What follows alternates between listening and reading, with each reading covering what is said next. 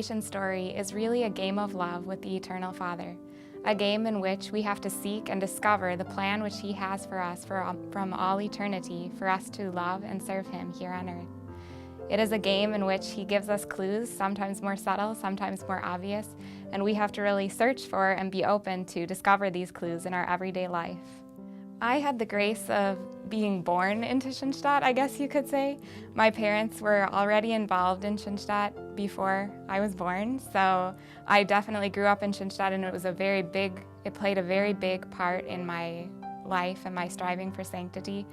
I belonged to the girls' youth, and then later on to the leaders' circle and the Szensztackie girls' youth, and so yeah, it played a very big role in my life.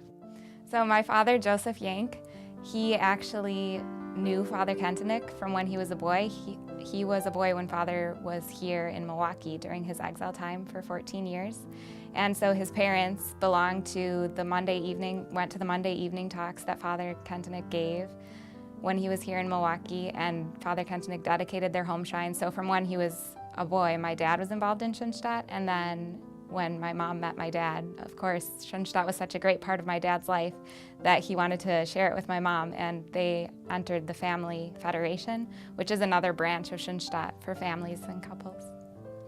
Already when I was a little girl, I felt attracted to the consecrated life. I enjoyed reading stories about saints who were sisters, for instance, St. Therese of Lisieux. But it wasn't until I was a senior in high school that I really seriously started wondering, is God calling me to be a sister? And more specifically, is He calling me to be a Szensztackie sister of Mary? However, at that time, after praying a lot about it and discussing it with my parents, I decided that I would go to college first. So I headed off to Thomas Aquinas College in California, and there another adventure in my game of love began, I guess you could say. That freshman year, with all of the new impressions and new friends and studies, I kind of forgot about being a sister momentarily.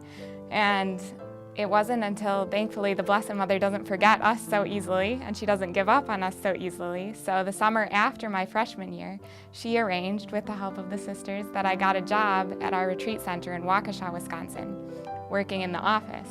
And that was really a completely divine providence moment and opportunity for me, because in that moment I realized again how much Szensztackie meant for me and how much I had missed the shrine and the sisters.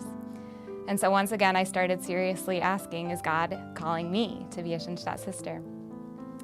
However, then that wasn't the end of the story. I kind of was on the vocation seesaw, I like to call it, because during my college years I would go back and forth. Sometimes I felt more attracted to the consecrated life, and other times I would feel more attracted to the married life. And I really wasn't sure which way God was calling me, because I felt equally attracted to both. Until the second semester of my junior year, I started noticing that every time that I would think and pray about getting married and having a family of my own, I would hear a little voice in my heart that said, you know that's not for you. You know you're supposed to be a sister. However, as is so easy to do in the busyness of college life, I kind of just pushed that voice to the side and said, I'll think about that later when I'm done with finals during the summer. So I thought I was fulfilling my promise when at the very end of the summer in August, I went on a vocation retreat out at the Szensztackie Retreat Center in Waukesha. And there, 5 of the candidates, the girls who were then about to enter the Szensztackie Sisters of Mary, gave their vocation stories. And one of them said something that I had heard a million times before, but in that moment it really hit me. She said something to the effect of, usually when God calls us, He doesn't use big, obvious signs like the writing on the wall. Usually He just speaks through the everyday things, the things of everyday life, the little things. In that moment, I realized that all of the little things were pointing towards me being a Szensztackie Sister of Mary. However, we humans really don't like to make decisions, especially life-changing decisions, unless we're absolutely 100% certain. But God, fortunately, or maybe unfortunately, sometimes we feel like it's that way, wants us to make those decisions, we call them death leaps, precisely when we have that 1% or 5% or even 10% uncertainty. But knowing how difficult it is for us, He also gives us the grace we need to make that jump. My grace came in a very unexpected and quiet moment. I was in my room praying, and suddenly I wanted to find a quote from St. Therese, so I opened a little book of quotes that I had. and I opened to a page that said, "On Religious Life." To this day, I don't remember what the quote said. I just know that in that moment, I knew I was called to be a sister. I really can't explain it, except as a moment of grace, because the peace and the certainty that flooded my heart was very real, but inexplainable, really.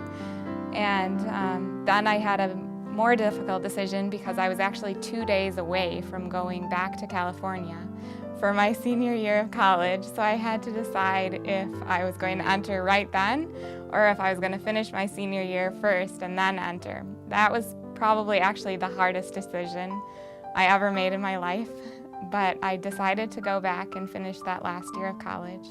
And so a year later, 3 weeks after my graduation, I entered the Szensztackie Sisters of Mary, and that has truly been one of the greatest graces of my life. A lifetime is really too short to give the thanks which this great gift deserves.